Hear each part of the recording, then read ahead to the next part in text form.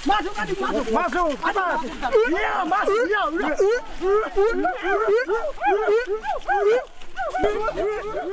Kayu besi rawa sepanjang 17 meter ini disiapkan untuk membuat salib. Melihat panjangnya, timbul pertanyaan, siapakah yang akan disalib? Siapapun itu, pasti sesuatu yang lebih besar dari mereka. Tapi Frankie Woro, Casimilus Awe, dan warga suku Auyu di Papua Selatan ini tak akan melukai siapapun. Mereka memakai salib ini sebagai tanda perlawanan.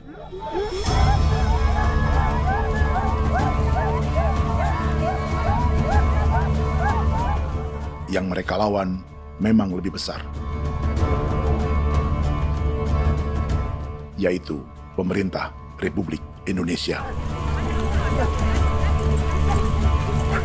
Pemerintah sedang mengincar 2,5 juta hektar hutan orang Papua untuk proyek tanaman industri pangan dan energi.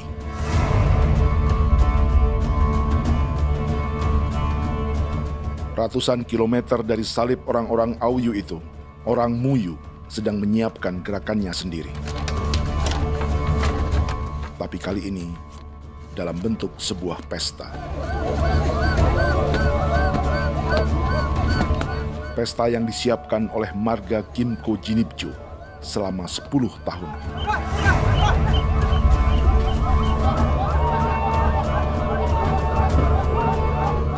Sosok di marga ini adalah Willem Kimco, orang asli Papua yang tak punya kartu identitas kewarganegaraan manapun.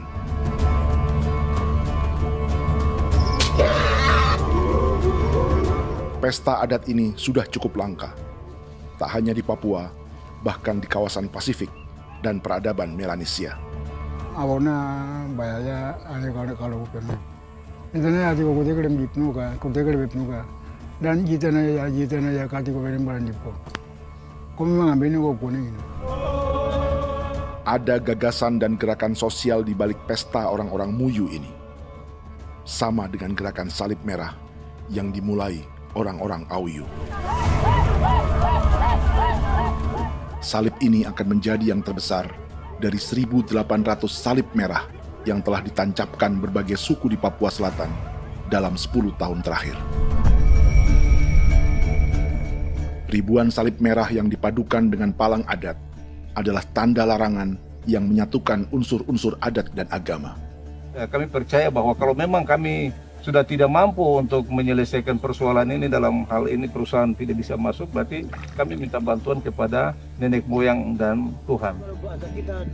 Atribut perang orang Auyu ini diukir atau dilukis, digambar di batang salib ini dengan tujuan bahwa kami larang dengan sangat keras. Jadi apabila siapapun baik dari antara kita sendiri yang melanggar batas ataupun pihak lain yang mengganggu keselamatan hak tanah adat kami, maka kami siap untuk melakukan ancaman perang. Salib-salib ini tidak ditancapkan di halaman-halaman gereja, melainkan di tanah dan hutan adat, di dusun-dusun sagu, dan di tempat-tempat yang disakralkan. Sebab 1.800 palang adat dan salib ini memang bukan semata tentang agama, tapi untuk mencegah negara dan perusahaan memasuki tanah dan hutan adat mereka. Papua bukan tanah kosong.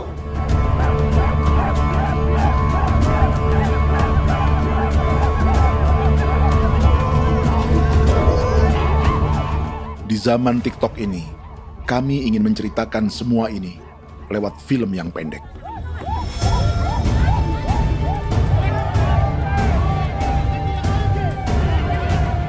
Tapi kami jelas gagal.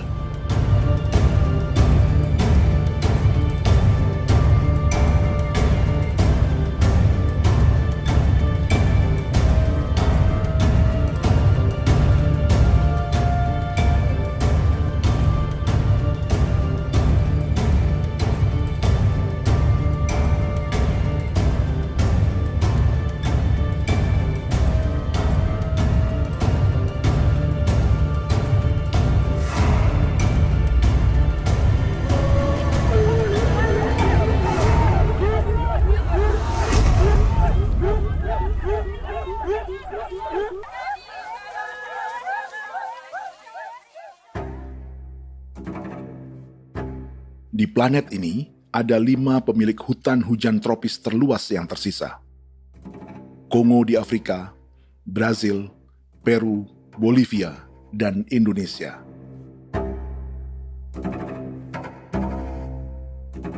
Di Indonesia, satu-satunya pulau yang hutannya masih terjaga adalah Papua, pulau terbesar kedua di dunia setelah Greenland.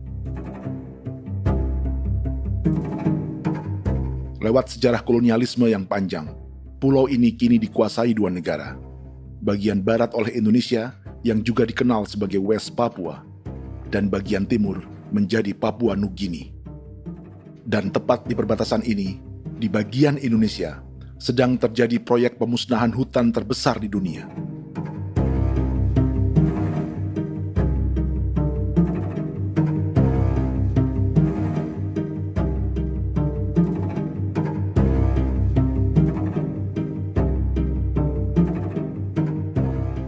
Pemerintah Indonesia sedang membuka lebih dari 2,5 juta hektar hutan untuk sawit, tebu, padi, dan peternakan. Ini disebut proyek strategis nasional untuk lumbung pangan dan energi yang jadi ambisi 3 presiden. Bagian terbesar direncanakan untuk mencetak sawah seluas 1,3 juta hektar. Lalu bagian lain akan ditanami tebu seluas 560.000 hektar untuk gula dan bioetanol. Setiap liter bensin di Indonesia akan dicampur bioetanol 10% atau E10. Ada 10 perusahaan di proyek ini, dan semuanya dimiliki oleh 1 keluarga saja. Berikutnya, ada areal sawit seluas 400.000 hektar untuk biodiesel. Targetnya mencampur 50% solar dengan minyak sawit atau B50. Dan terakhir, pemerintah akan membuka peternakan seluas 380.000 hektar. Jadi, apa yang salah dengan proyek pangan dan energi ini? 5 orang Papua dalam film ini akan menjawabnya.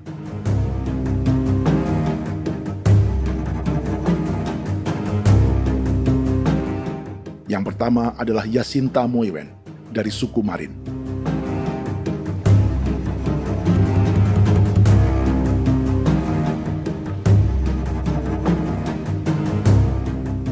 Yasinta dan warga di distrik Ilwayap di Merauke sudah menjadi korban. Hutan dan rawa sebagai sumber pangan dan ekonominya telah dihancurkan. Jalan sepanjang 135 km sedang dibuat, dan di kiri kanannya akan dicetak 1 juta hektar sawah. Mereka sulit menolak atau melawan. Salib sudah digeser, masih datang lagi dengan senjata mereka nih. Karena proyek ini juga dijaga tentara. Macam-macam senjatanya.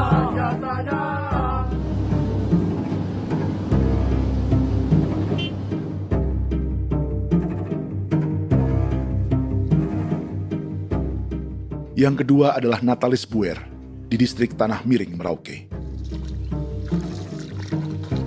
Petani milenial ini merasa ditelantarkan. Sebab setelah hutannya diubah menjadi sawah, sebagian sawah-sawah ini tak tergarap. Orang asli Papua seperti Natalis tak punya modal untuk benih, pupuk, perawatan, hingga ongkos panen.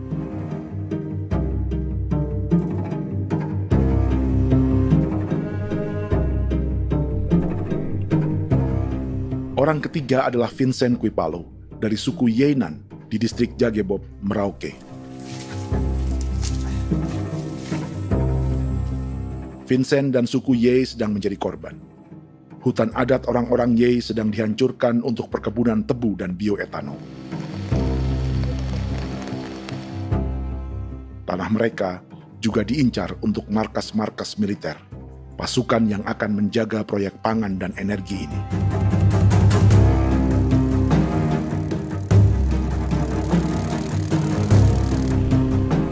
Yang keempat adalah Frankie Woro dari suku Auyu di distrik Fofi, Kabupaten Bovendigul.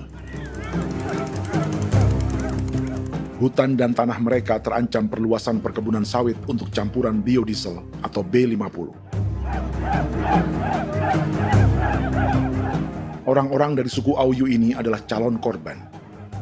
Merekalah salah satu pelopor gerakan Palang Adat dan Salib Merah. Meski kadang berseberangan dengan gereja yang mereka anggap lebih mendukung pemerintah dan perusahaan. Mereka bahkan sedang merencanakan gerakan yang lebih besar, dengan salib yang lebih besar. Tanah milik Somu Sobisiba itu bahwa tanah ini diciptakan oleh Tuhan dan memberikan warisan kepada kami. Kami ini hanya hak jaga.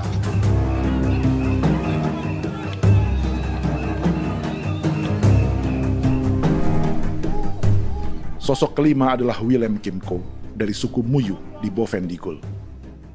Tokoh adat dari Muyu ini hidup di garis belakang proyek negara, sehingga belum menjadi korban. Tapi mereka sedang bersiap menghadapi segala kemungkinan. Tinggal di belantara dan perbatasan membuat sebagian mereka tak punya status kewarganegaraan. Tapi mereka telah hidup jauh sebelum ada Indonesia atau Papua Nugini.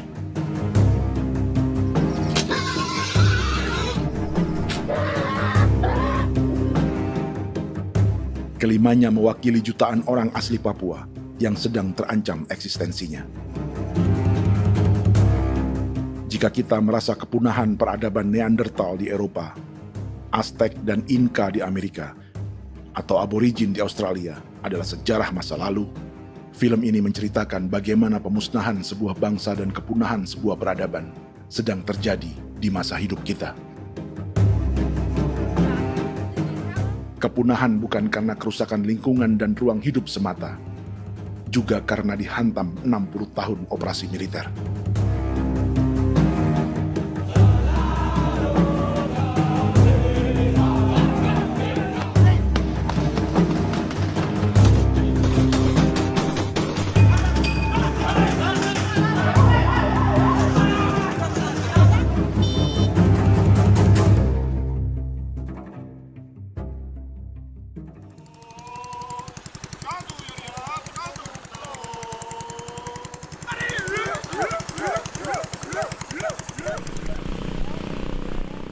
Frankie Woro dan orang-orang Auyu sedang berburu.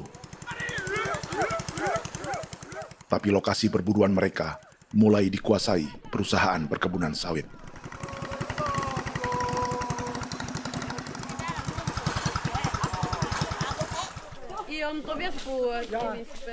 Kita akan menuju arah ke Inabusu. Di sana kami akan masuk di wilayah konsesi perusahaan PT Indo Asiana Lestari, dan di situ ya ada survei-survei mereka yang mereka pernah lakukan, tapi juga kami ada lakukan tanda-tanda saksi di sana.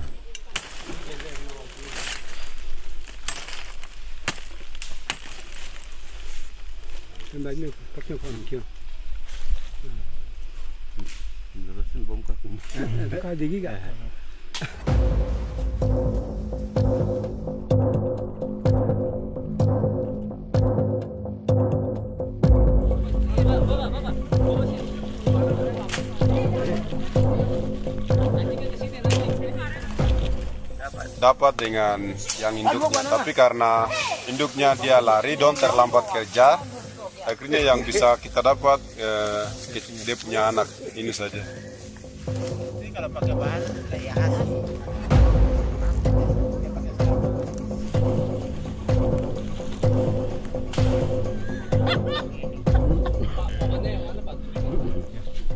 Pohon ini pohon bitanggur, dia punya kayu ini kita biasa gunakan untuk kerja perahu, dan juga kulit depu getanya itu kita pakai untuk kerja ini, panah-panah ini lem, jadikan lem ini, panah-panah. Hutan ini adalah supermarket bagi suku Auyu.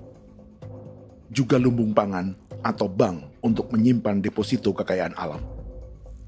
Hutan juga tempat yang penuh dengan sejarah suku, situs budaya, dan tempat-tempat sakral.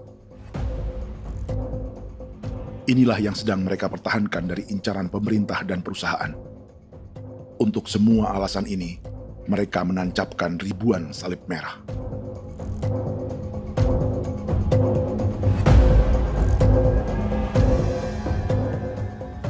Tapi dari kampung, warga suku Auyu memberi kabar pada Frankie tentang intimidasi oleh aparat negara agar mereka melepas tanah ke perusahaan sawit dan berhenti memasang palang adat dan salib merah.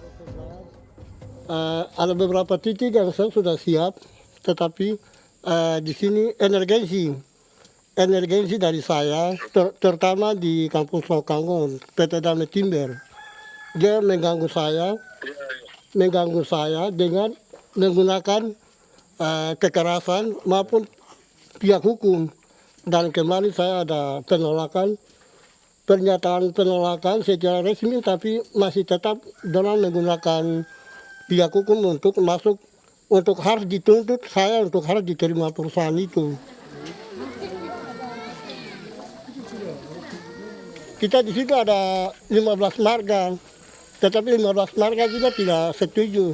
Marga-marga siapa yang terima dan marga-marga mana saja yang menolak. Nanti kita lihat dari pertimbangan itu, dan di situ dan kita undang mereka untuk bicara dengan kami. Sebagai sosok yang aktif dalam gerakan, warga Auyu terus memberi informasi lapangan kepada Frankie yang tak selalu berada di kampungnya. Izin pernyataan yang mereka paksa saya untuk tanda tangan itu, tapi sementara saya tidak tanda tangan. Data semua ada di tangan saya. Ya. Baik, kalau gitu itu lebih bagus karena tanda tangan itu yang berbahaya. Iya. Tanda tangan itu yang lebih berbahaya karena sekarang ini modern dan canggih, dan itu yang mereka biasa pakai untuk tipu muslihat. Mereka biasa pakai itu di tanda tangan itu. Betul. Dari Bambisa juga di Sofia dia masuk untuk memaksakan kami marga untuk harus menerima perusahaan itu. Tapi kemarin kami sudah menolak. Babinsa di sini nama bosku. Itu yang sekarang strategi militer yang sekarang mereka pakai. Jadi yang penting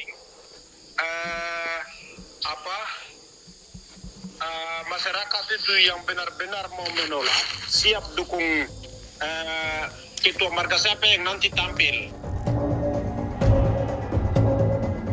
Ini adalah peta konsesi sawit untuk biodiesel dalam proyek strategis nasional. Dan di distrik Fofi inilah, orang-orang Auyu hidup dari sungai dan hutan. Tapi Frankie di Bovendigul masih lebih beruntung. Setidaknya dibandingkan Yasinta Moyen di Merauke yang sudah kehilangan hutan dan rawanya.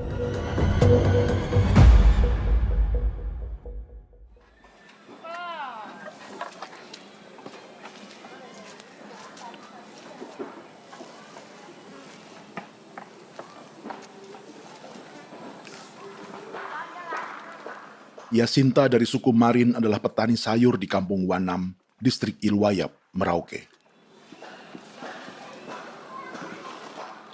Memanfaatkan lahan yang ada, ia berkebun dan menjual hasilnya ke pasar kampung. Ini ekonomi warga di Wanam untuk menghasilkan uang, lalu memberi barang kebutuhan yang tak bisa mereka produksi sendiri. Tapi kehidupan sebenarnya ditopang oleh ekosistem hutan dan rawa. Inilah sumber pangan utama dan peradaban mereka.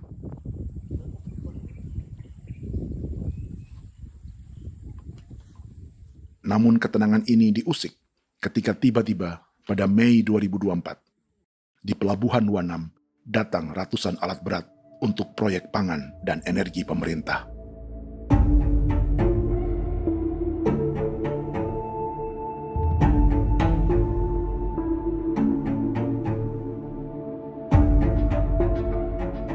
Kami masyarakat setempat kami tidak tahu. Kami kaget pagi-pagi kapal sudah ada di pelabuhan kami.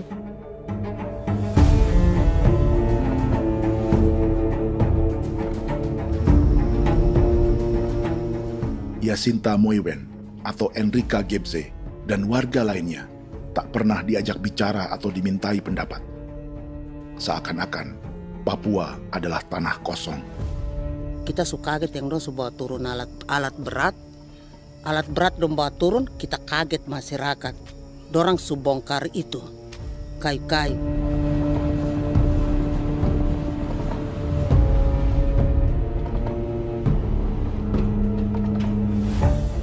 Bersamaan dengan alat-alat berat itu, juga berdatangan tentara Indonesia untuk mengawal proyek pembukaan hutan milik Jacinta.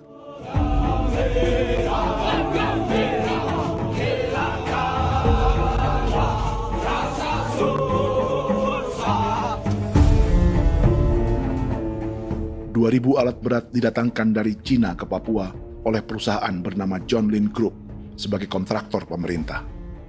Ini disebut sebagai pesanan eskavator terbesar di dunia dengan nilai 4 triliun rupiah. Misinya membuka hutan dan rawa milik orang Marin, salah satunya untuk membangun jalan sepanjang 135 km. Sementara di kiri kanannya akan dicetak sawah yang ditargetkan seluas 1,3 juta hektar. Jalan berupa garis lurus ini bukan rute tradisional ekonomi masyarakat. Jalan ini akan menghubungkan kawasan perkebunan sawit dan tebu di sebelah timur, juga untuk mobilisasi pasukan militer. John Lin Group adalah perusahaan yang dimiliki Andi Samsudin Arsyad atau yang dikenal dengan Haji Isam. Sebagian orang mengenalnya sebagai pengusaha yang hobi balapan mobil.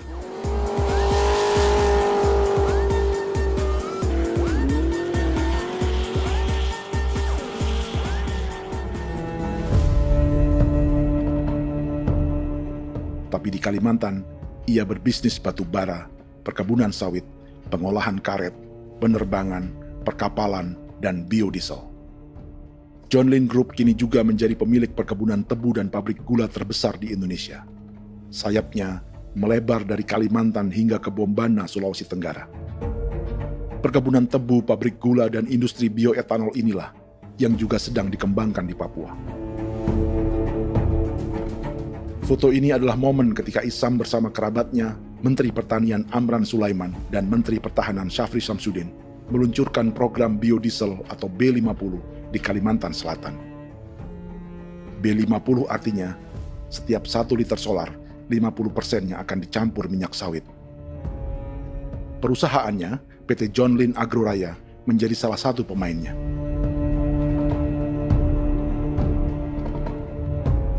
Sepanjang tahun 2025, saham PT John Lin Agroraya pernah naik hingga 700%.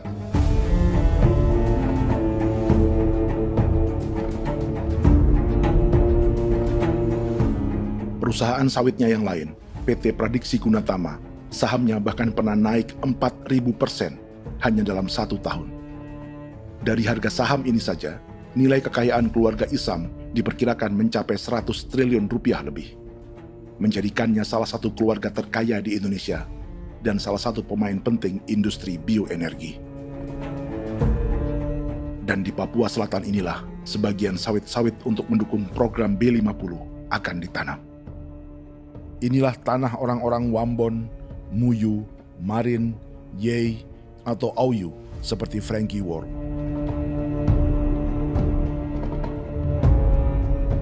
Haji Isam pernah menjadi tim kampanye nasional Presiden Joko Widodo dalam pemilu 2019 saat melawan Prabowo. Bintang Mahaputra Utama diberikan kepada Saudara Andi Syamsuddin Arsyad. Beliau berjasa luar biasa dalam mendorong pertumbuhan ekonomi daerah maupun nasional. Setelah menjadi presiden, Prabowo memberi gelar kehormatan Bintang Mahaputra Utama pada Isam.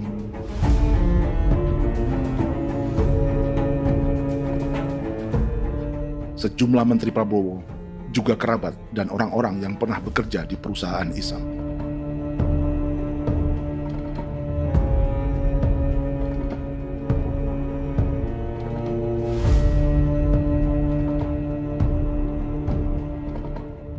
Lawan sebesar inilah yang sedang dihadapi Jacinta di kampung Wanam, Merauke.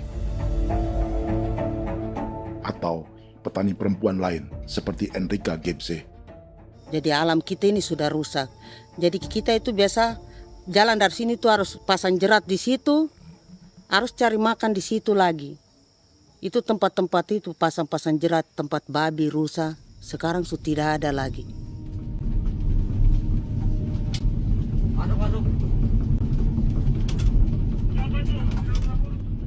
Rekaman ini memberi gambaran bagaimana Kasuari kehilangan rumah di bekas hutan dan rawa yang telah dibabat.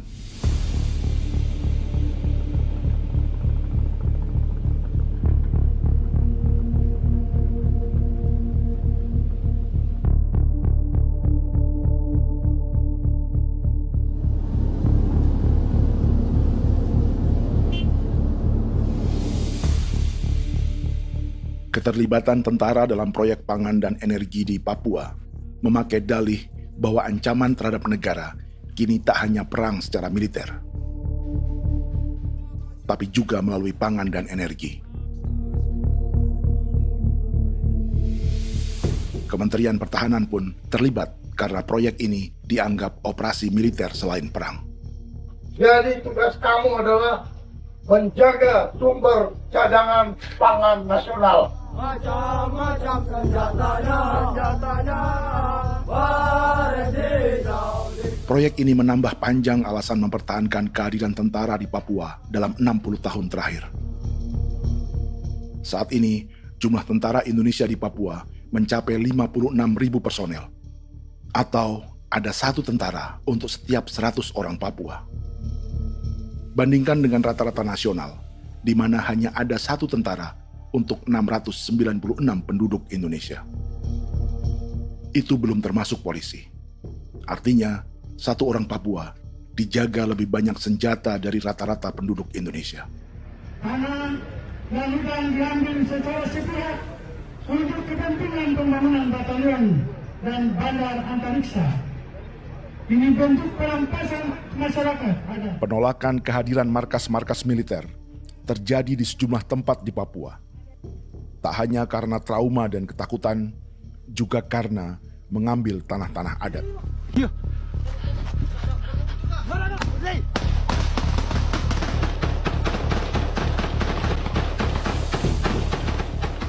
Salah satu alasan mengapa militer terus ditambah di Papua, karena masih ada perlawanan dari Organisasi Papua Merdeka atau OPM selama 50 tahun terakhir. Ayo. Tapi kekuatan militer OPM diperkirakan hanya 1.430 personel dan 360 pucuk senjata. Selebihnya, mereka menggunakan senjata tradisional.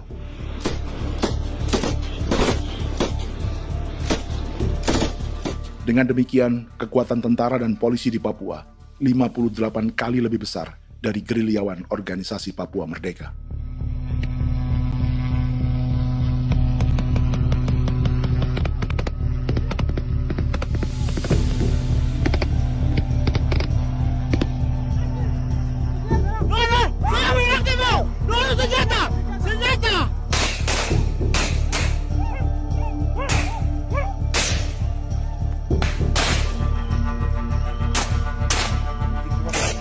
Sebagian tentara berada di garis depan pertempuran, tapi sebagian besar lainnya terlibat operasi non-tempur menjaga proyek pemerintah dan investor swasta. Seperti Batalion Infanteri Teritorial Pembangunan di distrik Jagebob, Merauke ini. Lokasinya bersebelahan dengan konsesi lahan tebu untuk gula dan bioetanol milik PT Murni Nusantara Mandiri. Baik perusahaan maupun markas militer, keduanya mengambil hutan milik suku Ye dari marga Kuipalo. Tapi orang datang tanam ini saja di sini, tanam papan nama ini. Victor Kuipalo menunjukkan apa yang terjadi. Jadi kita juga kaget ini. Nah, kalau ini papan nama ini memang ini papan nama ditanam tapi bukan haknya mereka yang ini.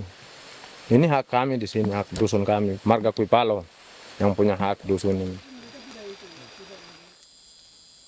Setelah memasang patok, alat berat mulai bekerja untuk membangun markas militer di tanah orang Ye.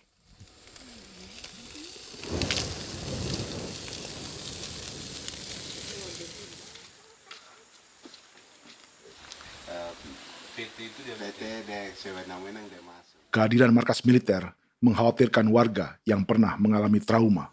Takut kenapa? Kalau macam yang awal macam sekarang bu kampung hidup ini kan aman. Terus kenapa harus didirikan korem di sini? Bukankah dengan adanya Korem semakin aman ada tentara di sini? Kalau untuk kampung kayaknya tidak bisa aman kalau ada tentara, paling masyarakat dipukul itu ini.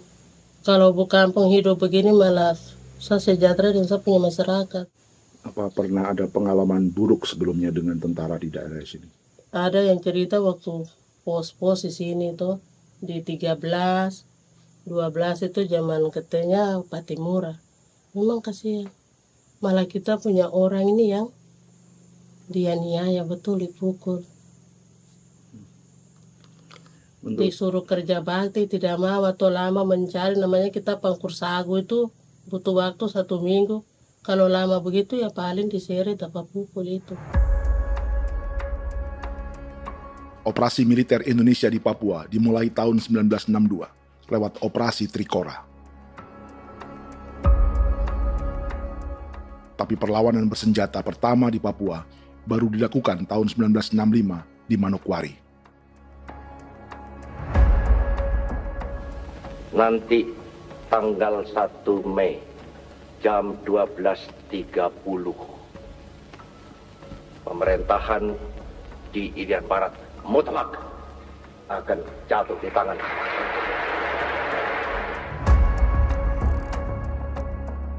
Sejak itu, selama 60 tahun, operasi militer untuk menaklukkan Papua terus dilakukan. Salah satu operasi militer paling berdarah adalah Operasi Wibawa untuk memenangkan Indonesia dalam jajak pendapat tahun 1969. 643 orang tewas di Paniai. Lalu disusul 4.146 korban tewas antara tahun 1977 hingga 1978.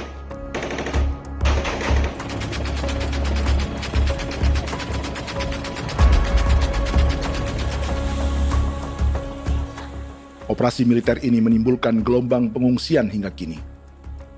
Dewan Gereja Papua mencatat 103.000 orang menjadi pengungsi pada tahun 2025 dan nyaris tak diberitakan media-media Jakarta.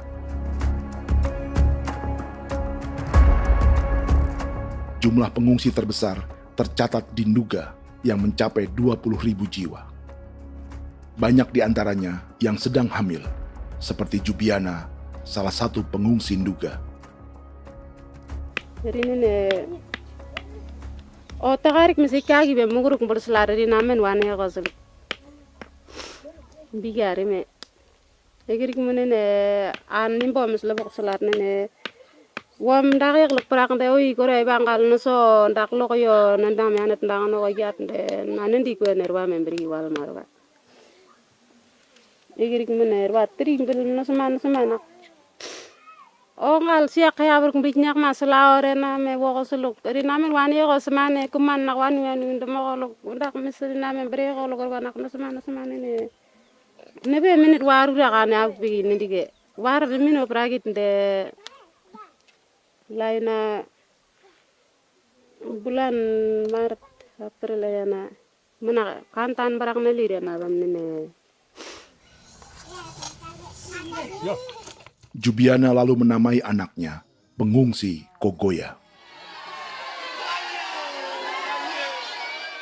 Selain Jubiana, juga ada Emma dari Maibrat yang melahirkan di hutan. Sampai di kampung gini, katanya bilang ada tentara yang bangun jembatan. Nah, capek itu juga pun masih tahan. Kembali lagi ke hutan lagi. Seperti itu sampai saya jatuh di tengah jalan. Orang sampai terbanting di kayu semuanya. Berasa sakit begitu. Melengkapnya tuh Domika Serli, pengungsi Wako. Masyarakat sipil dari Kampung Aitrem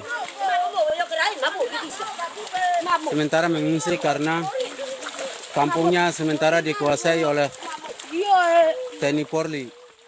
Seratusan ribu pengungsi di Papua saat ini jauh melampaui jumlah yang mengungsi ke Papua Nugini tahun 1984, yaitu 10.000 orang karena menghindari operasi militer.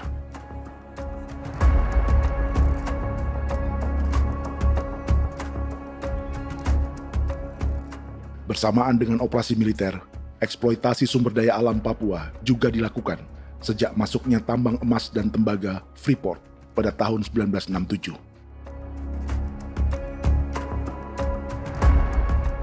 Disusul perkebunan sawit awal tahun 1980-an. Lalu ada perburuan buaya untuk diambil kulitnya. Sebelumnya, ada eksploitasi gas alam di Teluk Bintuni, pencarian besar-besaran kayu gaharu, atau pembukaan hutan tanaman industri. Ini belum termasuk perburuan dan perdagangan ikan arwana di selatan Papua, penebangan kayu merbau dari hutan-hutan Jayapura, emas di Blok Wabu Intan Jaya, bahkan nikel di pulau-pulau kecil Raja Ampat. Dan kini, dalam skala yang belum pernah terjadi dalam sejarah, Papua dipaksa mencetak sawah, tebu untuk bioetanol, dan sawit untuk biodiesel.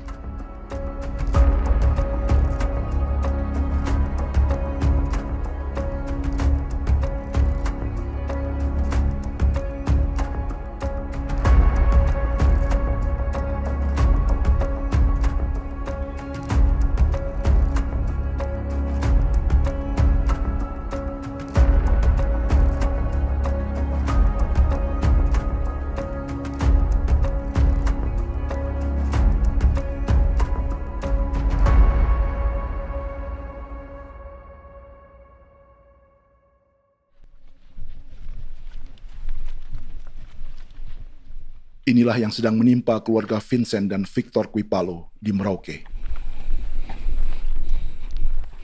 Hutan mereka diambil untuk markas militer dan industri perkebunan, PT Murni Nusantara Mandiri.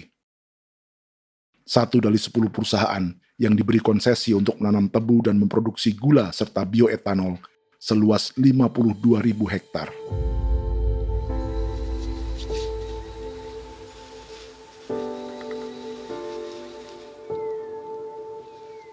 Perusahaan ini dianggap mengambil hutan dan tanah orang-orang Ye, terutama marga Kuipalo, yang memiliki hak adat terhadap 2.300 hektar hutan.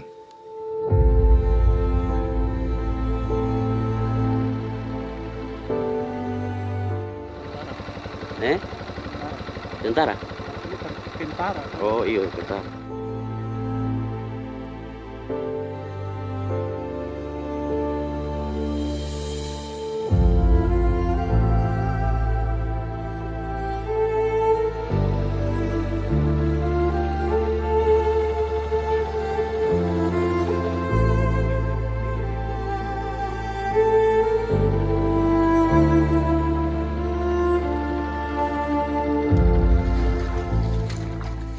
Keluarga Kuipalo sedang melihat apakah perusahaan semakin mengancam tanah mereka. Dan kekhawatiran itu terbukti. Iya, makanya tadi saya bilang ini dari sini saja dekat, ini sudah masuk di dalam ujung lapang ini. Ini hutan, yang ini hutan yang orang ada bongkar sekarang ini. Ini sudah punya alat sudah dekat ini.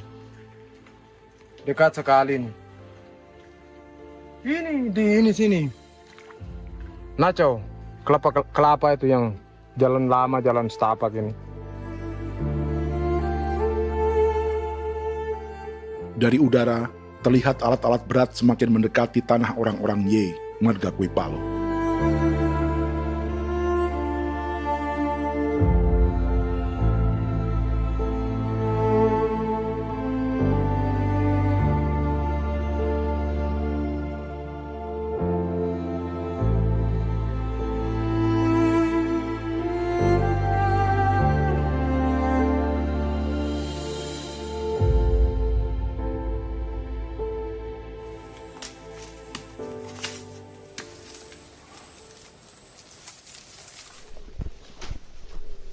Keesokan harinya, Victor dan kerabatnya memberi tanda cat merah di pohon-pohon yang berada di batas tanah mereka.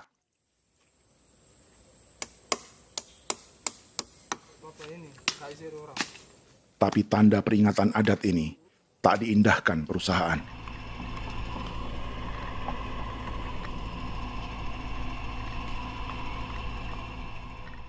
Dua bulan kemudian, perusahaan tetap memasuki tanah marga Kuipalo. Sama. Kami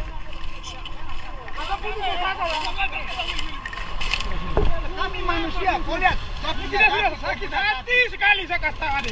Ini sama baik kalau tak pikiran berubah lagi hari ini. Kami juga punya tangan, hanya beda rambut. Mister itu juga. Wah, buka. Tidak.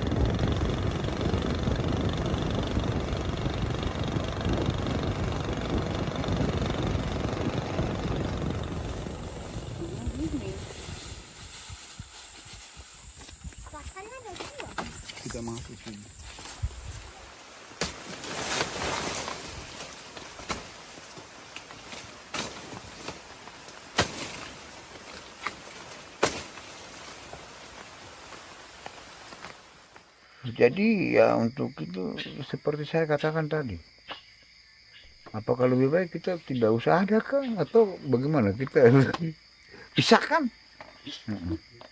pisahkah dari negara ini kah? Jangankan tuh, saya kemarin bicara sama Daniel, datang sama saya dengan persoalan Kodam ini. Saya bilang, Pak Daniel, kalau lebih baik saya ngungsi ke Papua Nugini. Dia bilang, aduh Bapak jangan begitu. Ya memang, kalau tidak bisa menghargai kami, lebih baik pilihan yang itu yang saya memilih. Lebih baik saya pindah dari sini. Saya mengungsi ke Papua Nugini, di negara tetangga. Masih di laut. Apa? Oh, ini. Saya bilang sama Kapolsek, Pak, Agustus ini, 17 Agustus saya tidak kasih naik bendera merah putih. Saya bendera ada, nanti saya taruh di meja. Bendera saya ada. Karena saya punya pikiran percuma kita ini merasa bahwa kita hidup di bawah naungan merah putih. Ternyata merah putih tidak lindungi kami. Tidak anggap kami sebagai kami rakyatnya. Dia lambang negara. Dan kami menghargai lambang negara itu. Ternyata lambang negara ini, kita bernaung di bawah lambang negara ini, kita tidak dilindungi. Hak kita tidak dihargai.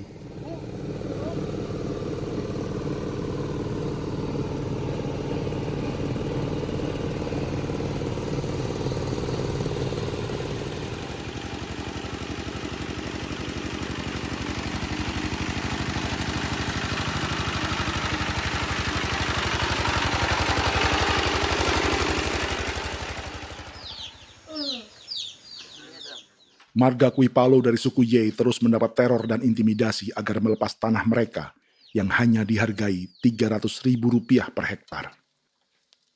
Tapi mereka tidak berjualan tanah. Makanya mama itu tidak suka untuk lepas tanah. Untuk apa? Baru di dalam hutan itu ada obat-obat tradisi. Itu sudah Kalau macam ada sayur juga, kita ambil sayur yang dia tumbuh sendiri.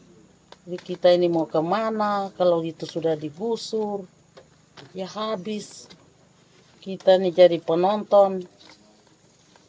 Jangan sampai kita ini duduk minta di jalan. Jadi kita tidak mau seperti itu. Makanya tanah itu kita tidak melepas. Tapi mungkin orang lain tuh dia senang saja. Lebih baik saya pegang uang merah dulu. Saya bisa beli-beli itu ini. Nanti datang uang sudah habis, gembel, mau cari kemana lagi, hutan sudah habis, mau makan ikan di mana, kali sudah hancur. Seperti Yasinta di Wanam, suara dan gerakan kaum perempuan Papua sangat nyaring dan tak bisa diabaikan. Saya sebagai perempuan tolak untuk perusahaan masuk di sini. Karena kalau saya terima anak-anak saya mau dikemanakan, mau tinggal di mana. Apapun yang terjadi saya tetap tolak. Demi tanah ini saya akan berjuang, demi saya punya anak-anak. Yang katanya mengutamakan anak Papua, nyatanya yang kerja kebanyakan ya orang-orang Jawa. Dan sendiri orang Jawa, tapi bukan mau bicara yang tidak-tidak. Memang kenyataannya seperti orang-orang Papua itu diterbelakangkan, kurang diutamakan, gitu.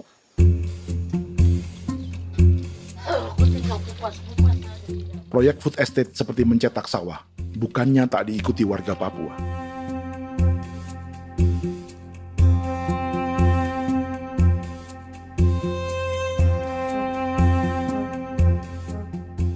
Salah satunya Natalis Buer di distrik Tanah Miring, Merauke.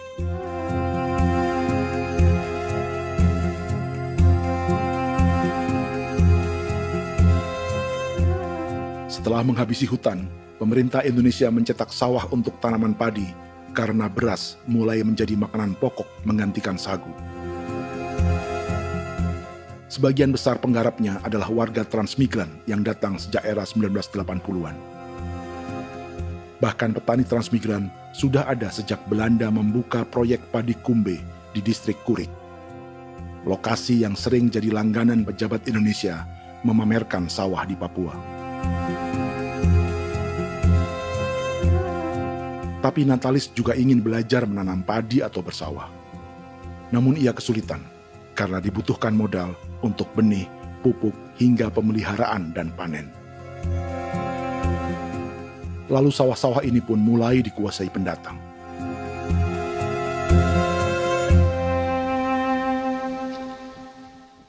Tapi sejauh ini di kampung kami ini yang saya lihat memang ada kelompok kami punya di sini yang sudah tergabung dalam Gapoktan, kemudian masuk dalam optimalisasi lahan. Tapi menurut saya anak asli yang punya lahan di sini. Mereka tidak punya.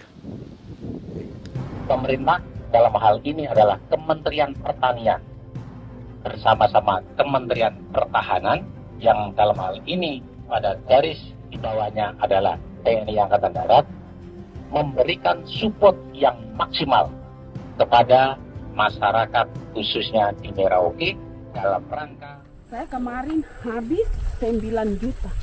9 juta ya? Iya, 9 juta karena dia sudah tidak dipakai toh. Ya.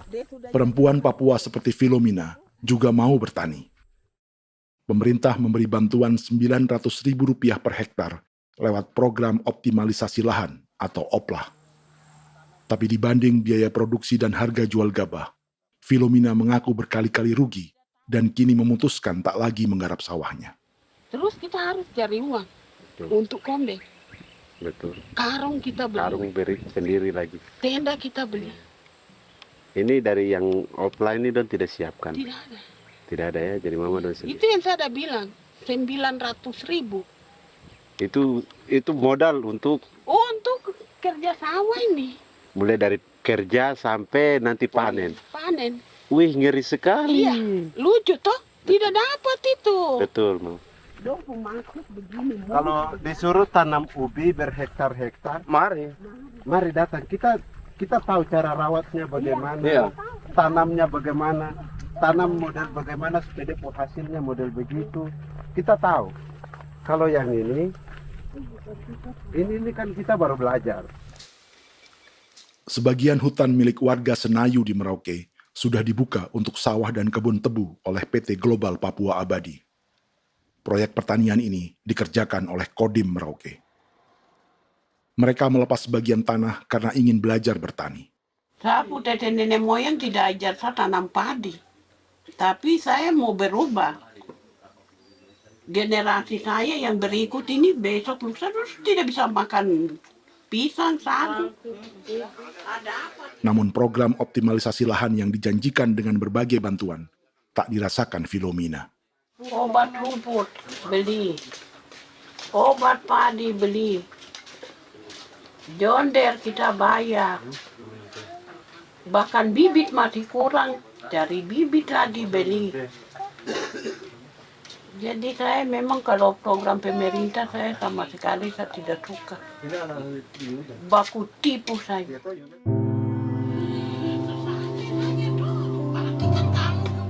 Mereka merasa ditinggalkan sendiri, jatuh bangun belajar bertani padi. Sementara sumber pangan dan air yang semula mudah didapat, kini telah berganti sawah dan kebun tebu. Dulu kita masih bisa jalan, nanti masak di kali, pakai air kali. Minum pakai air kali. Sekarang, kok mau masak? Tidak ada air. Air sudah susu, mau minum tidak bisa. Sudah dengan obat. Drone semprot tebu itu saja drone. Drone yang semprot. Saya lihat di itu. Jadi kita bukan drone yang terbang di atas untuk disemprot. Iya, ada semprot obat. Dong lempar pupuk di bawah ya dia mengalir ke kali. Mengalir ke kali, ke rawa-rawa.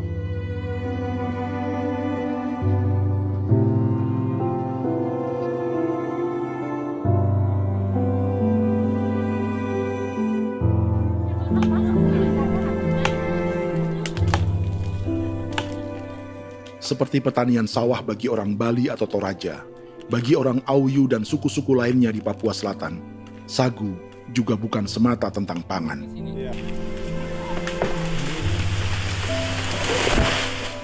Bagi orang Auyu dan Marin, sagu adalah kerabat, sosok orang tua, sosok nenek moyang yang harus dijaga dan dilindungi. Lagi bikin apa mama ini mama? Pakai toko itu sagu.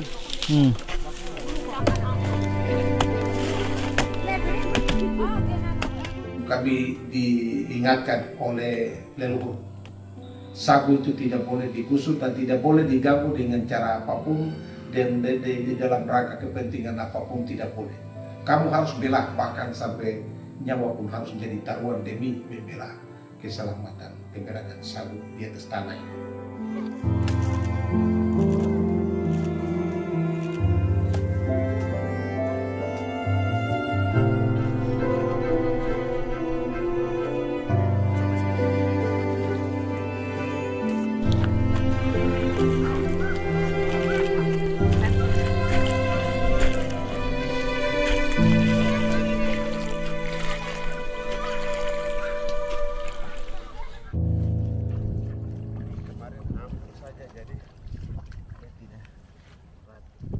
Menurut Natalis, pemerintah di Jakarta mendefinisikan lumbung pangan semata urusan beras dan mencetak sawah. Sebenarnya orang Papua itu bukan tidak bisa bertani. Kami tanam ubi itu bagian dari pertanian. Nah, pertanian yang dimaksud oleh pemerintah itu harusnya selalu, itu kalau bisa pemerintah harus spesifikkan. Pertanian apa yang dimaksud? Pertanian tanam padi atau pertanian tanam ubi, petasan dan lain-lain. Ini yang harus dispesifikkan dulu. Begitu, sehingga tidak menjustifikasi kami orang asli Marin bahwa kami tidak bisa bertani. Bukan. Kami buka kebun besar-besar di sana, bahkan bermeter-meter, ratus-ratus meter pakai sekop, bukan pakai ekskavator, tapi ini pakai skop. Itu pertanian, begitu.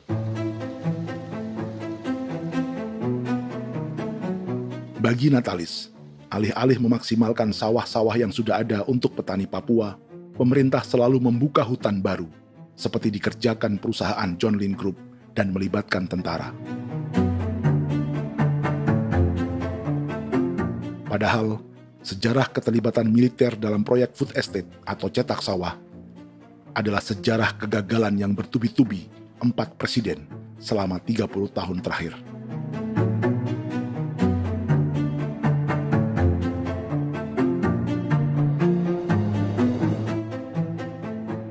Papua bukan yang pertama menjadi proyek lumbung pangan yang melibatkan tentara. Kalimantan telah menjadi korban 30 tahun sebelumnya.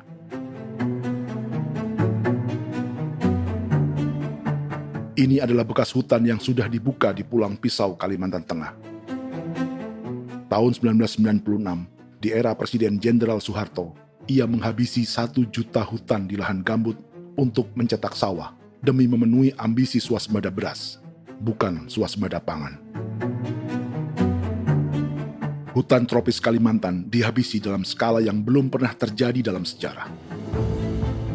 Di bawah rezim militeristik, tak ada yang berani melawan keinginan Soeharto, termasuk orang Dayak seperti Kuneng. Nggak bisa dihalangi itu. Nggak boleh dihalangi. Ya kalau ada kata-kata aja menghalangi, sudah kita diseret ke kepolisian dulu. Atau bisa langsung di PKI-kan. Iya, di PKI-kan gitulah. Jadi kita tuh nggak berani apa-apa dulu tuh. Ya. Apa maunya aja.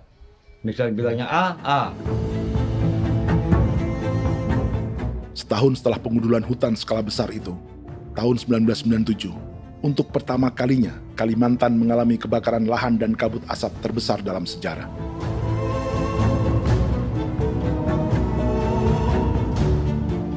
Sebagai ilustrasi, ini kondisi kabut asap tahun 2015.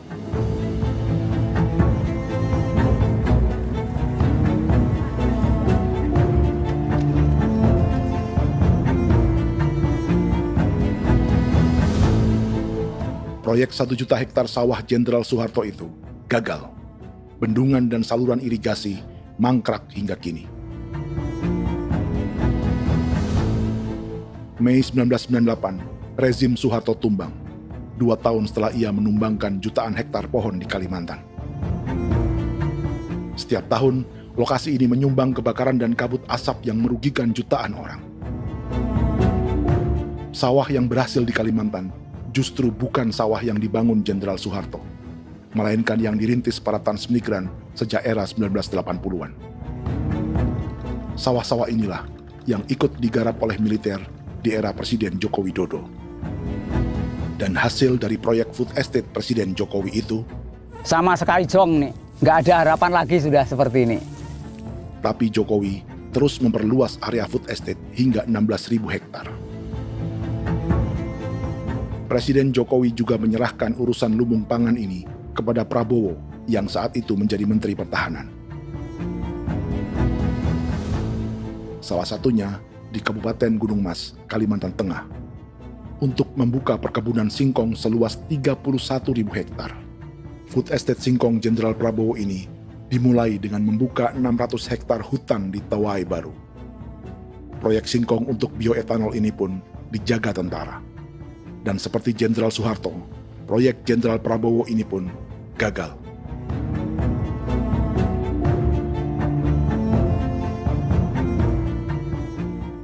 Dengan reputasi ini, Joko Widodo dan Prabowo justru sedang membuka 2,5 juta hektar di Papua.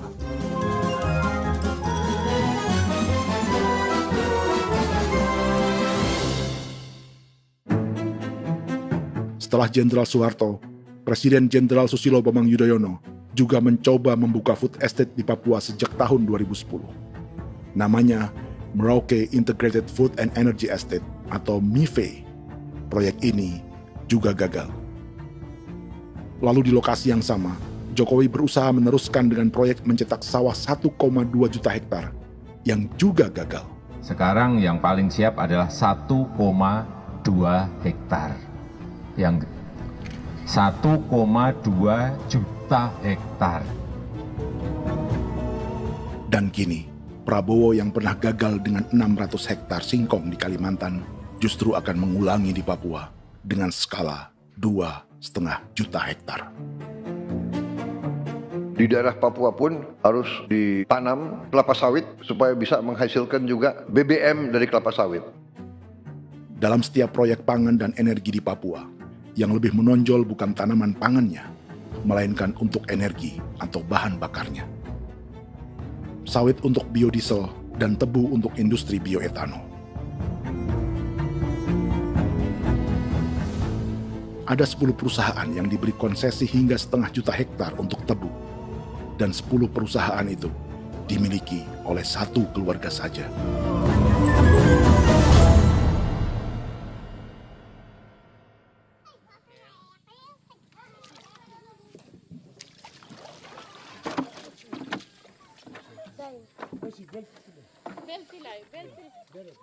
Para perempuan Auyu di Bovendigul akan berangkat memancing. Priska Beni membantu menyiapkan perahu.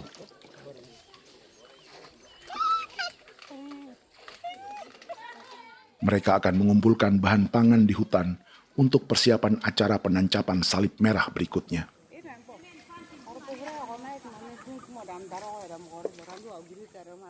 Priska sudah mengambil posisi memancing.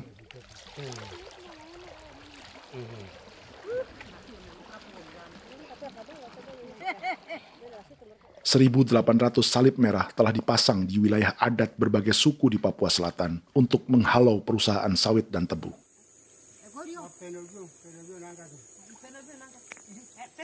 Maria Tebung yang paling muda datang membawa hasil. 2 ekor ikan gastor alias gabus toraja.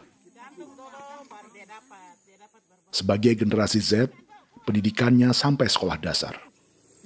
Di perusahaan perkebunan seperti sawit atau tebu, ijazah SD hanya bisa menjadi buruh kasar. Tapi ia tak tertarik. Karena kita hidup itu dari alam, kita pancing, juga di darat, bawa anjing, terus bikin pagar sagu, dapat babi, bawa baru kita makan. Jadi kita tidak mau perusahaan masuk. Sementara Priska Beni masih mencari peruntungan. Tapi baginya, menjadi nelayan di Sungai Fofi masih lebih baik daripada bekerja 9 tahun di perkebunan sawit. sudah pengalaman, jadi kita tidak mau lagi. Seberapa lama ketika kerja itu? Selama di sana. 9 tahun di sana. 9 tahun? Saya baru pulang dari perusahaan. Selama 9 tahun kerja di sawit, bisa punya rumah kah? Atau Tidak. motor kah? Tidak. Johnson kah? Tidak. Cuma makan saja. Pendapatan juga kan tidak lebih. Habis dimakan.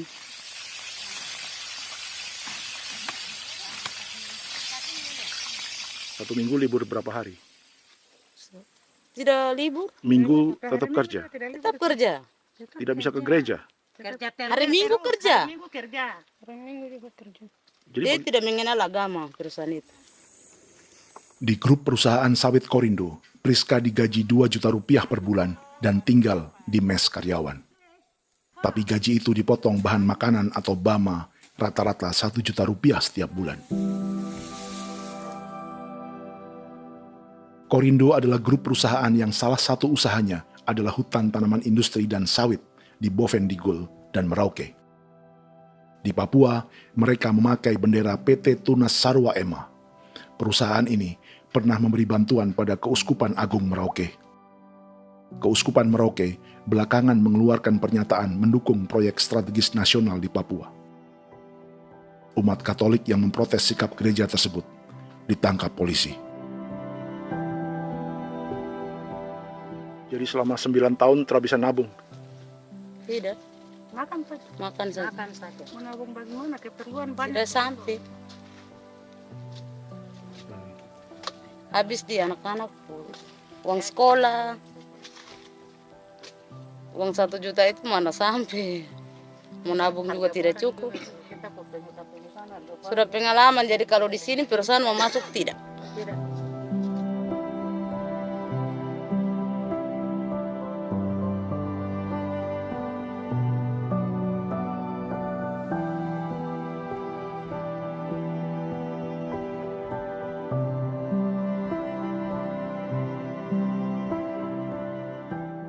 Dan menu makan siang seperti ini agaknya sulit bagi buruh sawit atau tebu yang digaji 2 juta rupiah per bulan. Generasi Z seperti Maria Tebung atau generasi milenial seperti Priska Beni punya matematika ekonominya sendiri. Sawit untuk biodiesel atau tebu untuk bioetanol tak akan ada bedanya bagi mereka.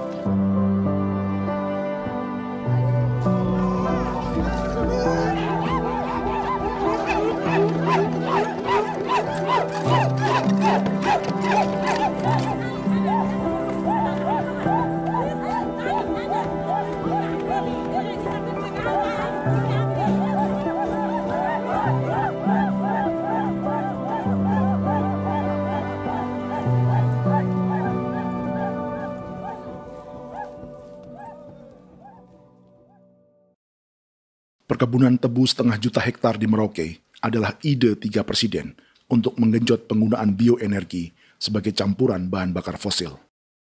Selain swasembada pangan, swasembada energi di daerah Papua pun harus ditanam kelapa sawit supaya bisa menghasilkan juga BBM dari kelapa sawit. Juga tebu menghasilkan etanol. Singkong, kasava juga untuk menghasilkan etanol. Bioetanol adalah bahan bakar nabati atau tumbuhan yang dapat dicampur dengan bensin. Sama dengan program biodiesel yang mencampur solar dengan minyak sawit. Pertamina saat ini sudah menjual BBM bioetanol dengan campuran 5% yang dipasarkan dengan merek Pertamax Green 95. Tapi pemerintah ingin menaikkan kadarnya menjadi 10% atau E10. Maka ke depan kita akan mendorong untuk ada E10 Kemarin malam sudah kami rapat dengan Bapak Presiden. Bapak Presiden sudah menyetujui untuk direncanakan mandatori 10% etanol. Idenya untuk mengurangi ketergantungan pada bahan bakar fosil yang diimpor dan menimbulkan polusi.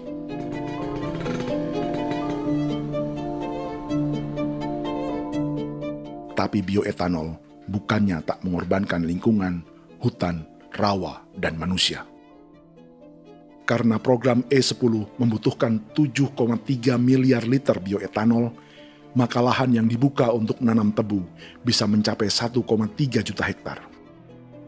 Sementara saat ini, luas perkebunan tebu di Indonesia hanya 500 sampai 600 ribu hektar.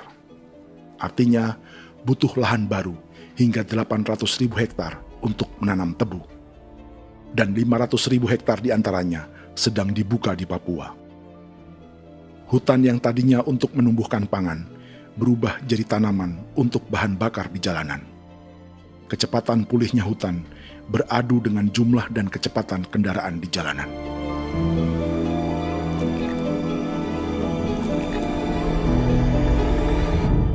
Dahaga terhadap energi tak pernah bisa dipuaskan. Setelah minyak sawit untuk biodiesel, dunia kini merambah singkong, jagung, dan tebu untuk bioetanol. Benua Amerika, Eropa, sebagian Afrika, hingga separuh Asia kini mulai memakai bioetanol sebagai campuran bahan bakar.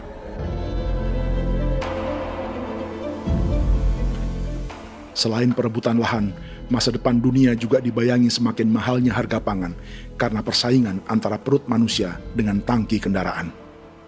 Ini adalah lokasi perkebunan tebu dan bioetanol PT Murni Nusantara Mandiri yang mengancam tanah Vincent Quipalo dan orang-orang Ye di Merauke.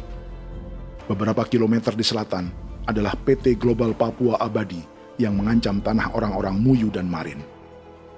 Dua perusahaan ini adalah bagian dari 10 perusahaan yang mendapat konsesi lahan untuk tebu dan bioetanol di Merauke. Batas konsesi mereka bahkan sama dengan batas negara Indonesia dengan Papua Nugini.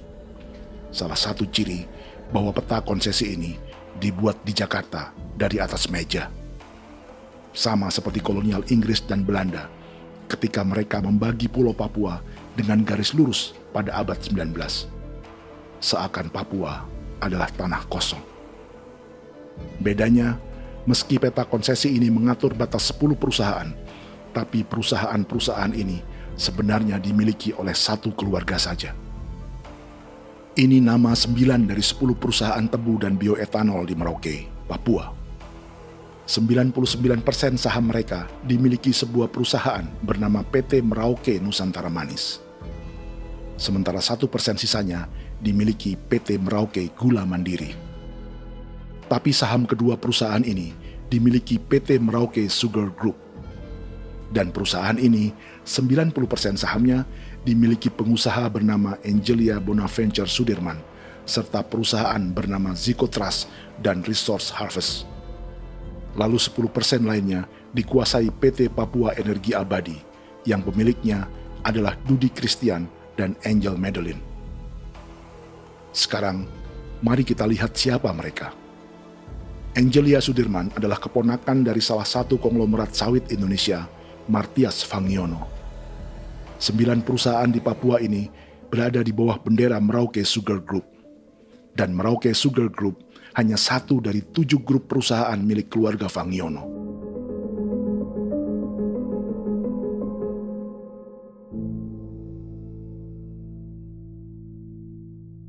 Ini Martias Fangiono.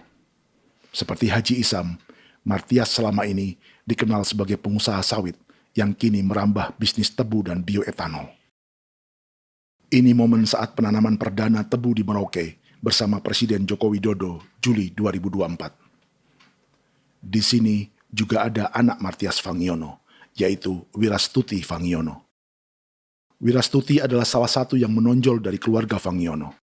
Tahun 2025, Forbes mencatatnya sebagai konglomerat termuda dengan kekayaan 23 triliun rupiah yang mengendalikan 2 grup usaha, FAP Agri dan Surya Dumai Industri. Keduanya adalah perusahaan sawit dan biodiesel. anak dan bapak ini adalah investor utama bagi Jokowi dan Prabowo untuk proyek tebu dan bioetanol di Papua. Sementara yang ini adalah mertua Sitorus, pemilik raksasa agribisnis dunia, Wilmar International, yang juga memegang konsesi sawit di Papua lewat berbagai perusahaan. Tapi mertua kini memakai bendera baru, yaitu KPN Corporation atau Karunia Prima Nastari. KPN inilah yang memiliki kelindan bisnis dengan keluarga Fangiono untuk proyek tebu Merauke. Apalagi grup Wilmar yang didirikannya juga pemain gula utama di Australia. Tahun 2010, Wilmar membeli 100% saham perusahaan gula terbesar Australia, Sucrogin. Akuisisi senilai 1,5 miliar dolar Amerika ini langsung menjadikan Wilmar pemain tebu terbesar kelima dunia. Sebagian bibit tebu yang ditanam di Merauke adalah varietas yang dikembangkan Lembaga Riset Gula Australia atau Sugar Research Australia. Sugar Research Australia lalu menjalin kontrak pengembangan bibit dengan PT Global Papua Abadi milik Fangiono. Tapi masalahnya, Sugar Research Australia adalah badan publik yang tugasnya memajukan petani tebu dan sebagian dananya berasal dari pajak warga Australia. Itu artinya, warga Australia membiayai pengembangan bibit tebu untuk investor dan pemerintah Indonesia. Dokumen ini menunjukkan bahwa lembaga yang dibiayai warga Australia itu pernah memiliki kontrak penyediaan bibit dengan PT Global Papua Abadi milik keluarga Fangiono. Kontrak itu baru berakhir pada November 2024. Artinya, saat Presiden Jokowi dan keluarga Fangiono menanam bibit tebu pada Juli 2024 ini, kontrak itu masih berlaku. Nama lain dalam keluarga ini adalah Siliandra Fangiono, yang pada tahun 2024 dijuluki Raja Sawit Termuda dengan kekayaan 39 triliun rupiah dalam catatan Forbes. Ia mengendalikan grup First Resources. Secara umum, keluarga Fangiono memiliki 20 perusahaan di Sumatera, 32 perusahaan di Kalimantan, 1 di Jakarta, 2 di Singapura, dan 25 perusahaan di Papua. Di Papua, perusahaannya tersebar dari Sorong, Mapi, hingga Merauke. Para politikus dan pejabat Indonesia terus membesarkan konglomerasi, meski Martias Fangiono pernah divonis 1,5 tahun penjara karena kasus pembalakan liar dan kebun sawit ilegal tahun 2007. Sementara tahun 2022, Wilmar terlibat kasus korupsi ekspor minyak sawit dan divonis mengembalikan kerugian negara 11,8 triliun rupiah. Tumpukan uang ini disebut sebagai pembayaran dari grup Wilmar yang diterima secara simbolis oleh Presiden Prabowo pada Juni 2025 lalu. Tapi peran raksasa biodiesel dan bioetanol dunia ini belum akan surut di Indonesia. Bahkan sebaliknya. Sebuah dokumen presentasi bisnis dari Wilmar International Limited pada tahun 2010 ini bisa menjadi petunjuk. Presentasi ini bagian dari proses pembelian 100% saham raksasa tebu Australia, Sucrogin. Dalam presentasi ini, Wilmar mengaku ditawari konsesi lahan 200.000 hektar di Papua, atau dulu disebut Irian Jaya, untuk menanam tebu.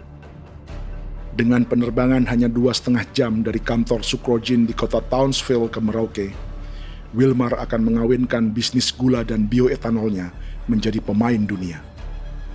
Dan lokasi yang diincar oleh Wilmar adalah distrik Ilwayap di Merauke, kampung halaman Yasinta Moiwen. Dan persis disinilah, 14 tahun kemudian, ribuan eskavator John Lynn Group milik Haji Isam mulai membuka hutan sebagai kontraktor pemerintah. Presentasi dan gagasan ini dibuat oleh Wilmar pada Juli tahun 2010. Sebulan kemudian, Agustus 2010, pemerintah Presiden Susilo Bambang Yudhoyono meluncurkan proyek Lumbung Pangan dan Energi Merauke atau Merauke Integrated Food and Energy Estate. Targetnya membuka lahan 1 juta hektar dalam 5 klaster yang masing-masing 200.000 hektar. Angka yang sama dengan presentasi Wilmar.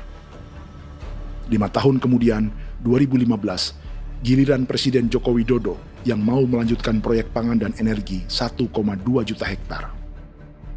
Menjelang pensiun sebagai presiden, Jokowi kembali menggencarkan proyek ini dan melibatkan Prabowo sebagai Menteri Pertahanan. Jokowi lalu mendukung Prabowo sebagai presiden berpasangan dengan anaknya, Gibran Rakabuming Raka sebagai wakil presiden. Kini, setelah menjadi presiden, giliran Prabowo yang melanjutkan proyek bioetanol dan biodiesel dengan memobilisasi militer dan melibatkan pejabat-pejabat yang juga para elit partai koalisinya.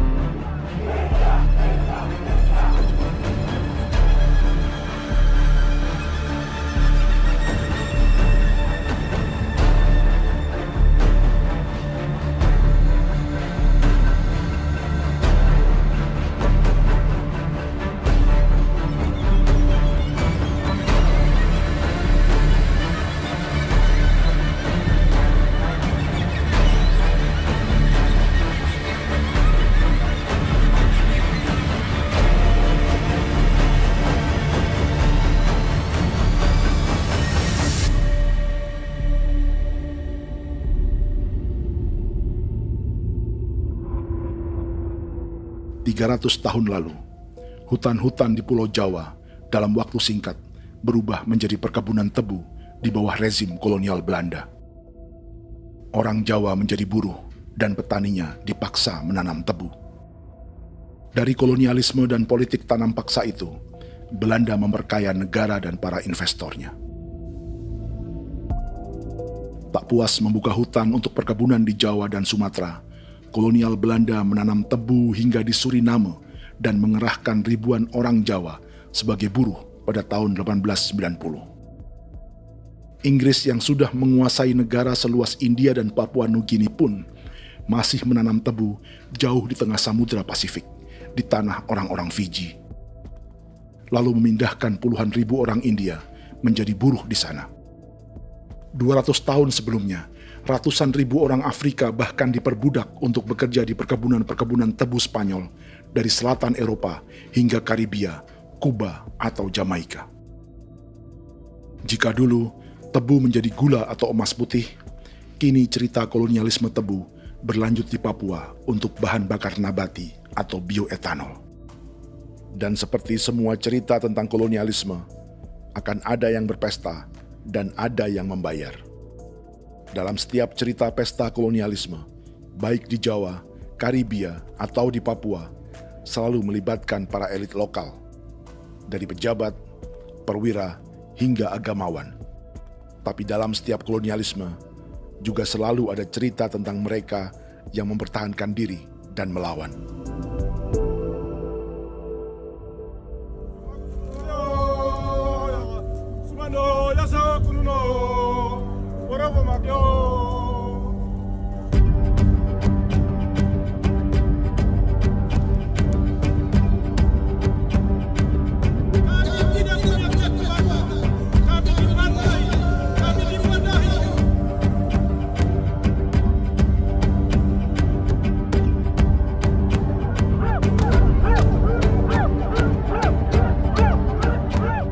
Dalam sejarah Gereja Katolik banyak pemimpin-pemimpin yang adalah tanda petik itu adalah Judas-Judas juga. Jadi itu sudah pasti karena itu adalah manusia. Nah, satu sisi sebagai manusia dalam perjalanan digoda, apalagi ada dalam posisi-posisi jabatan ya mungkin banyak tawaran-tawaran lain, lalu disitulah terjadi pergeseran keberpihakannya kepada misi gereja tadi itu untuk umat, untuk mereka yang tertindas. Orang kirim eksavator, orang kirim tentara, orang kirim polisi. Pukul kami bukan pencuri, kami tidak pernah mencuri orang barang. Kami tidak pernah menangis ke orang lain. Kami tidak pernah menangis ke kita bapak mama, kami menangis kepadamu. Tuhan kami lemah. Tidak tahu. Ini jadi kuiera. Orang lain datang ke bangsa kami, ke wilayah kami untuk kasih habis kami.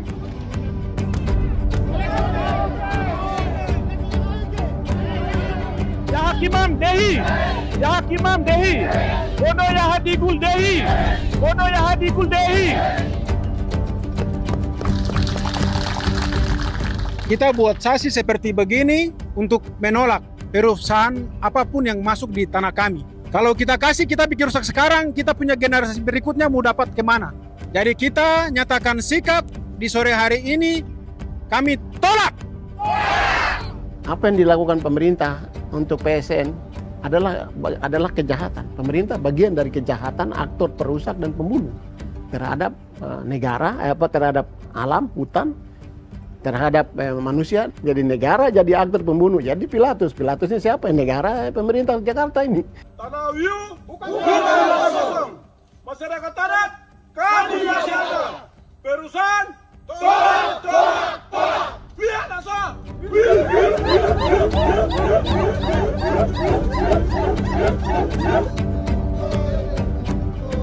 Jika tanah adat dan hutan adat hilang, kami mau hidup di mana? Maka di sini saya mau bilang, negara jangan tipu-tipu kami lagi.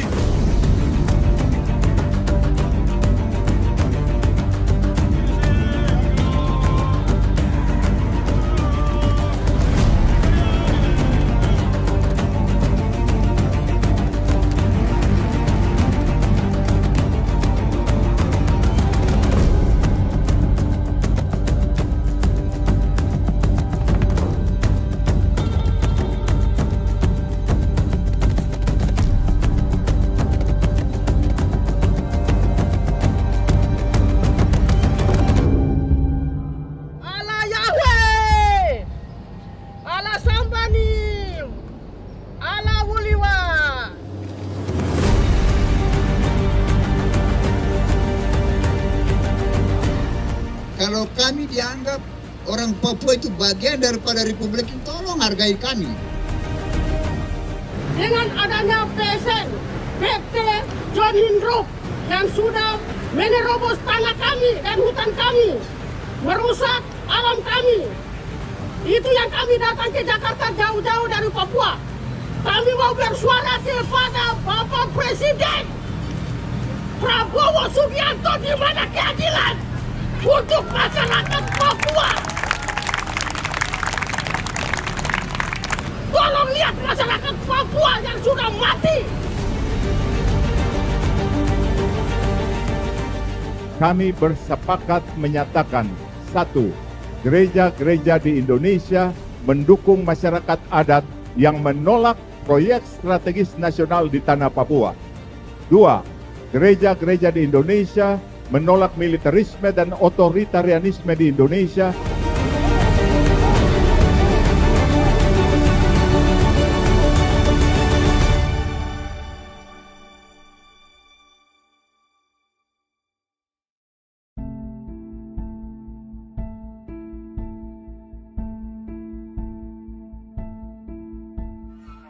Kita sering merasa banyak hal buruk sudah jadi cerita sejarah. Dan kita sekarang hidup lebih baik, lebih beradab, atau mustahil melakukan kejahatan seperti di masa lalu. Kita tidak lagi menghukum mati orang dengan memenggal kepalanya. Kita menembaknya atau menyuntik racun agar tertidur dan mati. Tapi ada hal-hal yang tak berubah. Salah satu pembantaian yang kuat di ingatan kita adalah kejahatan Nazi atau genosida di Rwanda. Padahal pembantaian juga sedang terjadi di masa kita, seperti di Gaza, Palestina. Penghancuran sebuah peradaban seperti Indian di Amerika atau aborigin di Australia juga kita anggap masa lalu. Sekarang kita merasa lebih baik dan lebih toleran. Padahal proses penghancuran bahkan pemusnahan yang sama sedang terjadi terhadap bangsa Melanesia di Papua. Begitu juga dengan praktik kolonialisme.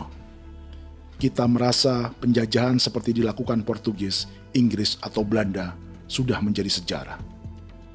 Dan Indonesia tidak mungkin menjajah. Padahal itulah yang sedang terjadi dan dirasakan di Papua.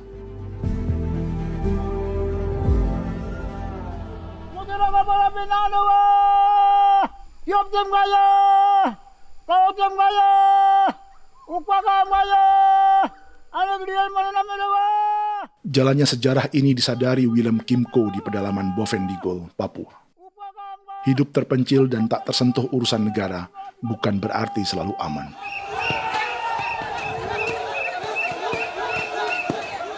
Untuk sampai di tempat ini, orang-orang Muyu menempuh 2 hari berjalan kaki mengarungi hutan, lembah, dan sungai. Termasuk mereka yang datang dari perbatasan Papua Nugini.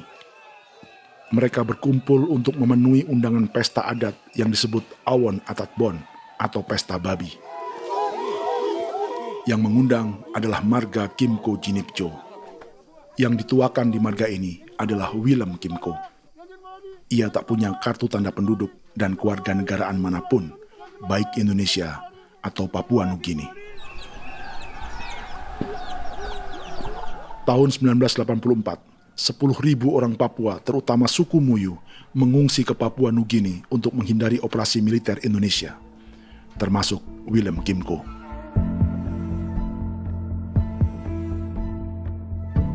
Apa yang membuat pesta adat ini istimewa? Apa bedanya dengan acara serupa yang dihadiri pejabat, tokoh agama, LSM, atau yang direkam oleh kru televisi dan konten kreator?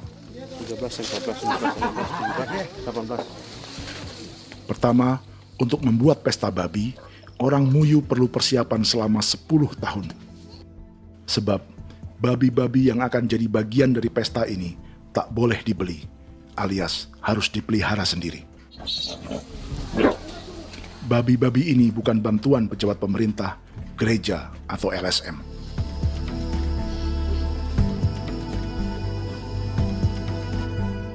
Yang kedua, babi-babi ini tidak dipelihara di kandang. Jadi punya nama babi ini kah? Harimau. Harimau? Harimau.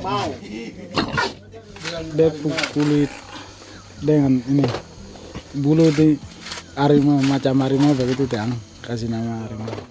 Setelah diberi nama, mereka dilepas liarkan di hutan sejak kecil.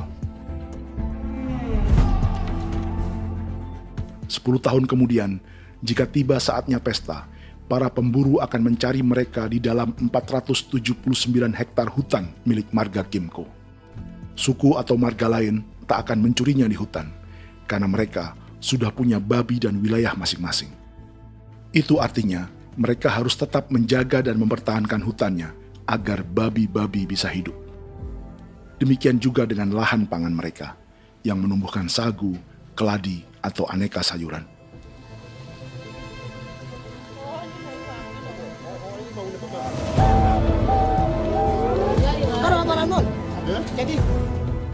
Yang ketiga, dalam Awon Atatbon atau pesta babi, binatang ini tidak dimakan secara gratis. Setiap marga atau klan dalam suku Muyu akan membayar jerih payah tuan rumah menjaga hutan dan memelihara babi.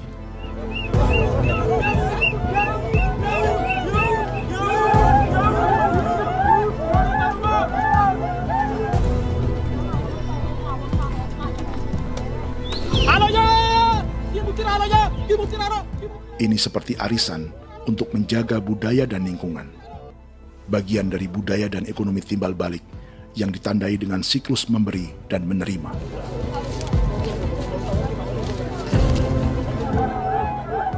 Ini juga cara orang Muyu membangun dan memperluas aliansi. Awon bet begul bet, ulan yau kando bet, asat bet anani, asat bet jenek liga anani, oh, ado amte nanani, menini tene jage, kepo kemo ko di mana, kepo kemo mayat nih, kep tetek no mayangul, kep kanin bet wini ke iftore wen, ne wen ne tene ya kadek me, oke, kepo nanti kuto kemo, kepo kep pasar kuto nanti. Kene man gini wane wanjo. Koko kati bolon ya bengo. Koko kuning bolon ya. Jika Willem Kimco dan marganya bisa menjaga hutan dan wilayahnya, marga lain ikut diuntungkan sebagai sebuah ekosistem. Demikian juga sebaliknya. Alasan keempat, mengapa pesta babi ini memiliki tempat khusus dalam peradaban orang Muyu, karena Willem Kimco khawatir peradaban mereka akan punah, menyusul ancaman terhadap ekosistem dan hutan. Setiap marga atau klan harus mengkonsolidasi diri dan membangun aliansi.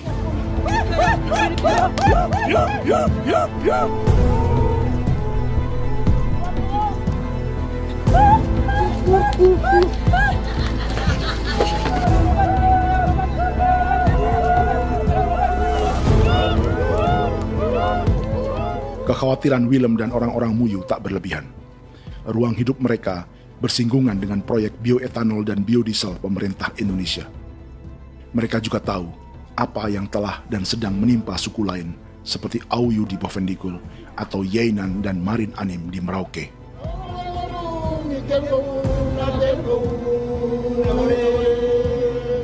Jika suku-suku lain menggunakan palang adat dan salib merah sebagai gerakan perlawanan, orang-orang Muyu memakai pesta babi untuk mempersiapkan diri dan konsolidasi. Sebab, berbeda dengan saat mengungsi tahun 1984, kali ini yang datang ke tanah orang-orang Muyu tak hanya tentara, juga alat-alat berat bersama para pebisnis pangan dan energi. Awan